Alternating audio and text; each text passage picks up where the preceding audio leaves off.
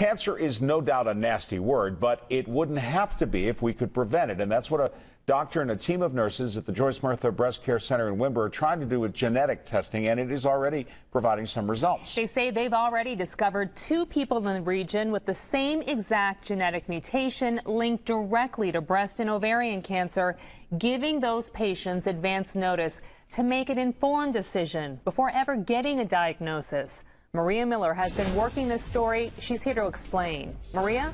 Well, Marty and Jen, with any diagnosis comes a flood of questions. What causes the disease, and what are your chances that you or a family member could develop it?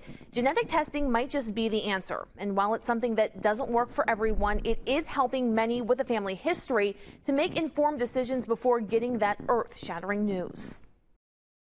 Mary Jane Knapp has worked in healthcare most of her life. She's traveled to different hospitals across the country to help treat and offer support to those battling disease. But she never expected to get her own diagnosis. When I first found out, I was shocked. I was just like, geez, God, why me? It went from where I felt wonderful, nothing's going wrong in my life, to where it was that fast of a turnaround. She underwent the usual treatments and then some: surgery, chemo, and radiation. In the middle of my chemo sessions, I had questioned, why did I get this breast cancer? Because I had done some genetic testing a while back, and I knew I had family history.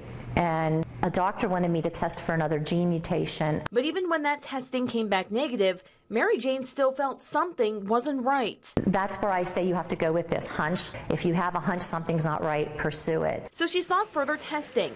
With the help of her sister-in-law, a nurse at the Joyce Murtha Breast Cancer Center in Windber, she returned to her hometown and relied upon the expertise of a world-class doctor and the resources of one of the most prestigious cancer centers in our region. In talking with my sister-in-law, we decided, let's ask her doctor to do this panel that is just new.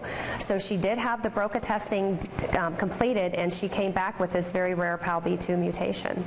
PALB2 stands for partner and localizer of BRCA2. You may have heard of the BRCA gene, thanks to celebrities like Angelina Jolie and Christina Applegate, who, because of increased risk from their family genes, underwent mastectomies to eliminate their chance of developing breast cancer. But there's another mutation of that gene called the PALB2.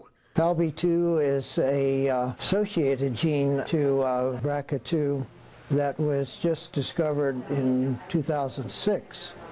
To lead to cancer in some families where there are multiple instances of breast cancer and or ovarian cancer. Testing for the BRCA1, BRCA2, and PALB2 mutations are now part of a panel test offered by a few different companies that can search for 20 to 50 gene mutations with a single blood draw. We have been finding patients being diagnosed with the PALB2 gene recently, including Mary Jane. She underwent surgery to remove her ovaries last year, in turn eliminating her chances of developing ovarian cancer. I wanted to control the fact that I won't have ovarian cancer, so I just diminished that fact of it. If somebody is positive, they can take steps to either prevent cancer or get very intensive screening. That's very useful information. You can prevent cancer. But it's not a test for everyone, mainly because of the cost, between $4,000 to $8,000.